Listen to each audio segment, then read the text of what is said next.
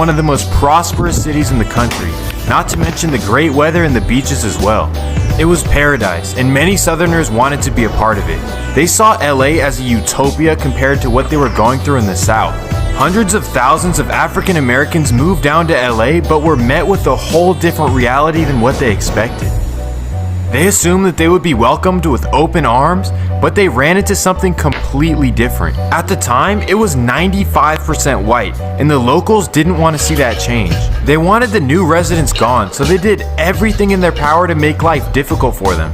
They even enacted a law making sure they could only live south of Central Avenue, and that's how it became South Central. The law basically prevented them from living in 80% of Los Angeles County, and this would keep them at a disadvantage compared to those who had the ability to move to more upscale areas. They were pushed away from the LA society. South Central, Watts, and Compton had large wartime housing complexes which would be turned into public housing units. In fact, Watts has the most, with 1 out of 3 Watts residents living in public housing, which is the highest rate for any city on the West Coast. Here's how it works. Residents' rent is 1/3 of their income, so if you make $100 a month, you pay $33 a month in rent. And 50% of the residents are unemployed. So it's fair to say that half of public housing residents in Watts live rent-free. Over the years, these areas became strongholds for all kinds of crimes and danger.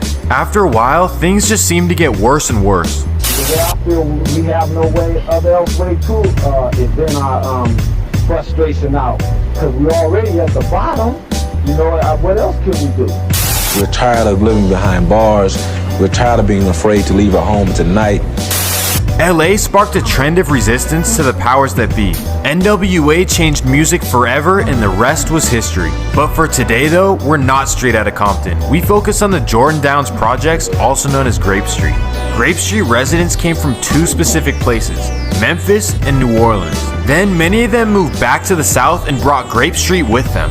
That's why you see grape neighborhoods in Memphis. Rappers like Blockboy JB and NLE Choppa represent the grape. But in LA, Grape Street became feared and gained a rough reputation.